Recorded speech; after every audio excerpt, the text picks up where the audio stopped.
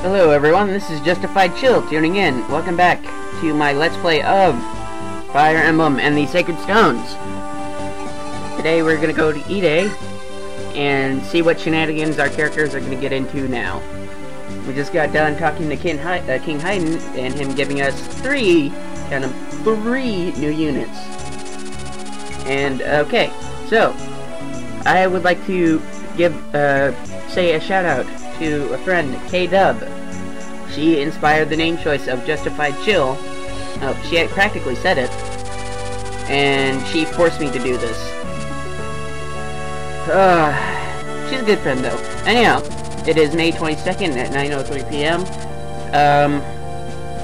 How's everyone? I just got back from ping pong. And I tell you what, man, tonight I was on fire. I was just, I had won 3 games in a row, and it was just crazy. It's crazy, man. I don't know what was going on. Maybe it was just I was being lucky, or maybe I was just... Maybe it's because I switched paddles, because the paddle I was using previously... Oh, man, you burped! What are you doing? You know, previously, I'd used a pillow that... not a pillow, a paddle that was way too soft, and I switched back to my old paddle, and man, I was just on fire. On 3 games in a row, man. And tell you what, every Tuesday night is just always fun to play there, even if there aren't that many people. Alright, now we get to see our trooper Vanessa in action. She is a Pegasus Knight. Pegasi Knights are very agile. They can travel over mountains and seas, unlike most units. Their only drawback is they are very weak defensively, and, well, they are susceptible to bows. Bowmen have always been a big factor in taking down Pegasi. It's always good to have an archer handy in the later levels, just in case Pegasi units show up. Here we have 2 new characters that we will be using quite frequently, Ross and Garcia. Ross is the son, and he is a journeyman. Journeymen can, once they reach level 10, they don't need a promotional item like in most other characters, because it's basically the trainee unit. Now, the trainee unit, Ross, can either go into a...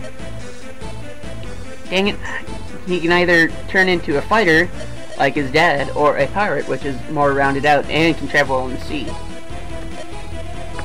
Personally, every time, I like to turn him into a pirate because, well, the animations look cooler and he gets 2 acts instead of 1.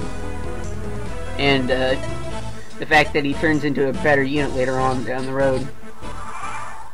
Alright, now, we will be showing rescuing in this LP, which means we will have Vanessa fly down here, rescue Ross, and we'll bring him back across the mountains.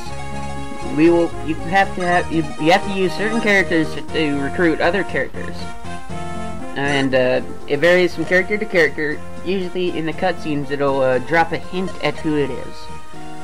Green units are always neutral, and they will not attack your units, but they will attack the enemy red units. Now later on down the line we will be seeing recruitable characters that are red. Dude, you're messing up. They are red units, and they will attack you before you can recruit them to your team. I really, it's the ploy that she used here. The arena.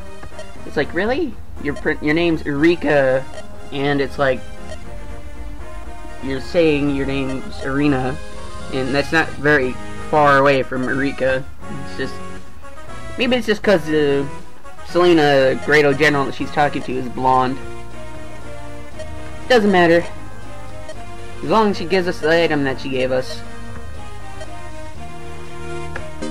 What she gives us is a red gem. A red gem is something you sell, of course. And it nets you a very nice 2,500 gold. It's always very good to sell those once you get them. And, that's about it. In this chapter, we have 3 villages that we must save. If we do not save those 3 villages, I always kind of feel bad, so I rescue them anyhow. Garcia, we will be able to recruit once we recruit Ross.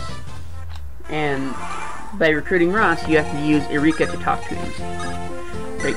Gilliam's gonna be practically useless in this chapter because, well, there's so many damn axe units and no sword units whatsoever. So I'm just gonna have him hang back.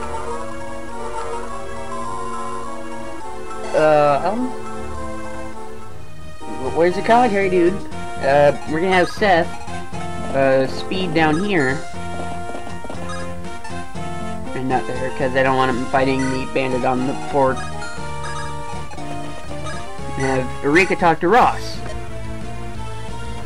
My village is being attacked by bandits. Your village is destroyed. Didn't you see that earlier? It said the village is destroyed. Thankfully. He is a stubborn child. He will fight. And he has to be one of my favorite units in the Fire Emblem Sacred Stone series, the game. He turns into a real badass unit, and I gotta say, it's really worth the time training him. It's worth the time training all of the units, but there's some that I favor more than others, and he's one of the more that I favor.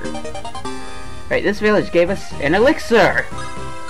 Elixirs, like, in previous... Oh, snap. In previous Fire Emblem games, elixirs fully heal your units, so units with very high HP, you're gonna want to give it to them. Now... Sorry, I had to take a bite of my food. Dad made hamburger helper tonight. Oh, it is delicious. Because the only thing I ate today was, two grilled cheese sandwiches. I don't know, man, it's just delicious. I've always liked the hamburger helper.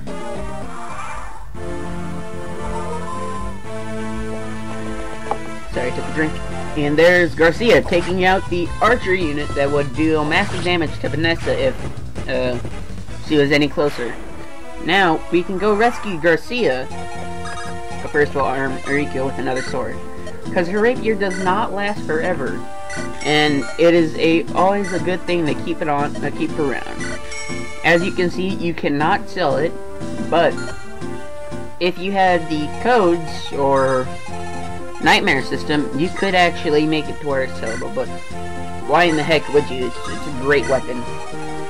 Now, we'll have Seth blaze down these guys. And we'll keep everyone there practically. We'll move them over here just a little bit.